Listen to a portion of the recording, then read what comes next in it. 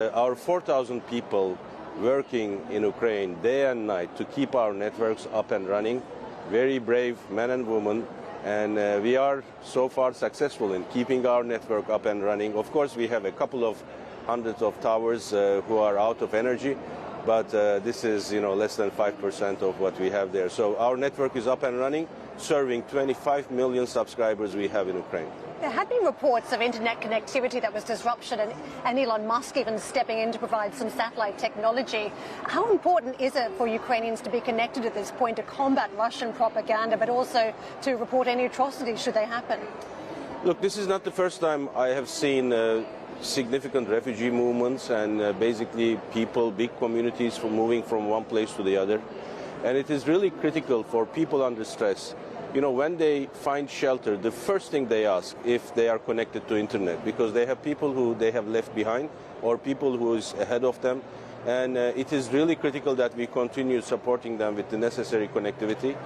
We are literally moving some base stations from one place to the other to support big crowds of people and to keep their livelihood. Let's talk about Russia then, because sanctions have been lobbed by the West.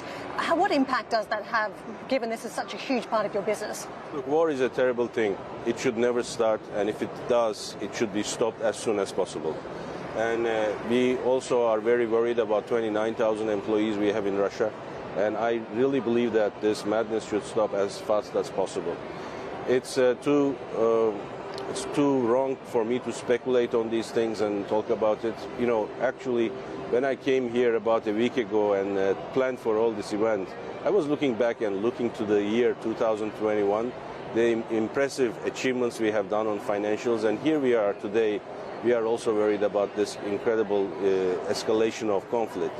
We have to do everything as an individual, as a company, as a country to stop this as soon as possible.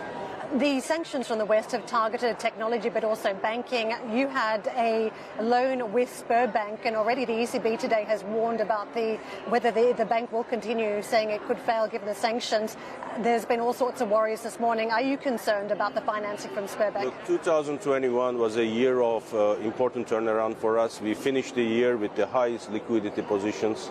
Actually, if you look to our report that we announced today, we have $2.3 billion cash in our balance sheet, and we have access also to short-term credit lines. I have no concerns whatsoever on this issue.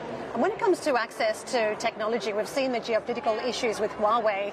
How does this impact your rolling out of 4G and 5G networks? Look, it is a big dilemma. On one side, I always say the pandemic proved one thing. The infrastructure we are deploying in all these countries is essential to the livelihoods of our customers and citizens. And 4G for all, not 5G for few, is our motto. And we are trying to deploy as fast as possible technologies.